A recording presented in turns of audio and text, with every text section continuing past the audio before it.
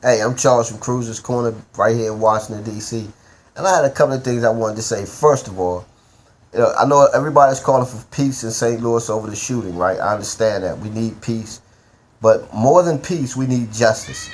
Because right now, the way I'm looking at it, all of these young blacks that's getting killed by police officers and I'm just blacks, specifically young blacks, but just blacks getting killed by police officers and young blacks getting shot in the face and the stand your ground law, all these policies that the GOP put out, man, let me tell y'all something right now that it will not stay that way. Blacks are very humble people, but we won't keep letting you kill our kids. We're just not going to do it. So I understand about the peace, calling for peace, and I go along with that wholeheartedly.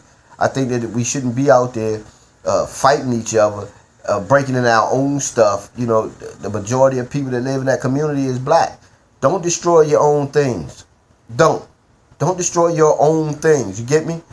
But at the same time, we have to do something about these cops killing these black kids. I mean, they might be big because they all grow big these days, I understand. And you may be a little paranoid and scared because of your background, your racist background. Everything that a black person does is wrong. And you may be a little scared. But if you're not man enough to be able to take down a teenager without bringing your gun out and shooting him, then you shouldn't be a police officer. You should not be a police officer.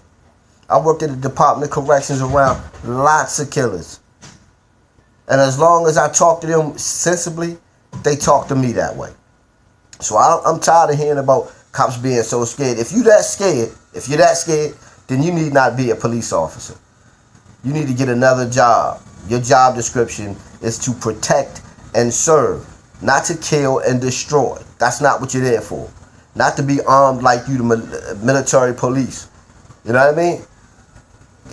We're here in Washington, D.C. The reason why we are the coolest city in America is because we don't try to go around just killing people just indiscriminately for no reason. Our police officers don't do that. Even though they get on my nerves too. They don't go out and just kill people. Shoot guys unarmed. That just shows to me that you a punk police officer. If you can't take down a teenager without shooting him, then you ought not be a cop. I mean, really. 17 or 18 years old, I'm 53, and I still can go with the best of the youngest. I'll be out here with them all the time. So, come on, man. I mean, let's get serious. Police officers don't have to draw their guns on every occasion. Every time you look up, they drawing their guns. To me, they got other things they can do. They can mace a person. They can, put the baton on a person. If you don't see no gun, be a man up and do what you're supposed to do as a police officer. First of all, try talking. Sometimes that works. In a lot of instances, that worked. I had a young man put a gun at the back of my head. I talked him out of it. I still gave him the $13 he needed for some Pampers, but he threw the gun away. And I've seen him since then, and he, hey, Mr. Cruz, how you doing? I got me a job now. I ain't doing that stuff no more. And I never did call the police because sometimes you need a break. Sometimes there's other things going on, especially with these young men, black or white or brown or red or yellow. They have things that they going through too. We got to understand that. And for a police officer to, first of all, come up to a young black and just because he's walking in the street and tell him to get the F out the street, that's not being a police officer. That's definitely not protecting or serving. And to the police department, give this man's name up. Death. Come on, man. Ain't nobody gonna mess with no cop. Ain't nobody gonna shoot no cop. But people need to know who this guy is. They need to know if he's done this before. How many times have you been up against, somebody brought him up on charges for something? Let them know something. And to the family of the young man, look, I am so sorry for you. My heart goes out to you. I know at 53, I have 2 young men in my life. 1, 2, and 1, 1. And let me tell you something. If something was to happen to them, I don't know if I could be as calm as you guys are. So my prayers, my family's prayers, all of my family's thoughts go out to you guys. And look, I hope that you guys can just be cool and be good and keep those people settled in St. Louis. I don't want nothing to happen to anybody, the police or the protesters. But at the same time, we must demand justice for all the young blacks. The young lady got justice because he's going to jail. But there's so many more out here that's been killed, beaten, bruised. I read this book called The Invisible Man once. It wasn't the type of book I thought it was going to be. But it made me understand, as a black man in this United States of America, you got to watch out for everything you do and everything you say. And frankly, I'm getting a little tired of it.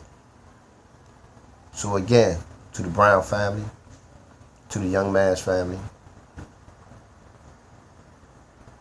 I hope you can get through it. I know you won't be able to, and I know every day will be a struggle. But from what I've seen on TV, you guys seem to be strong enough. Just stay with God, stay with the Lord, and keep moving forward.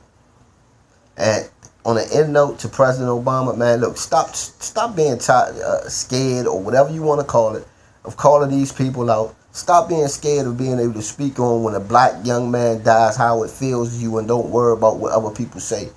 Because the only people that say anything about it is the people that's racist and can't stand you, don't like you, didn't like you from day one. Don't worry about it. And Fox News, I just wanted to say to you, I tried looking at you guys for a whole month. Man, y'all ridiculous. But, again, my name is Charles Cruz. You can catch me on Cruz's Corner sometimes. At Cruz for You on Twitter. And my Facebook page, Boots on the Ground, Advocacy Group LLC. That's my operations. And I'm going to fight every day for anybody that needs help. That's how I'm going to do. That's how I'm going. I'm fighting every day for that. You should too. Please, please get out and vote 2014. Let's get the GOP out of there. The gun and oil party. GOP, gun, oil party. That's what they are. And they don't want to see anything but destruction here in the United States. But we can be better than that.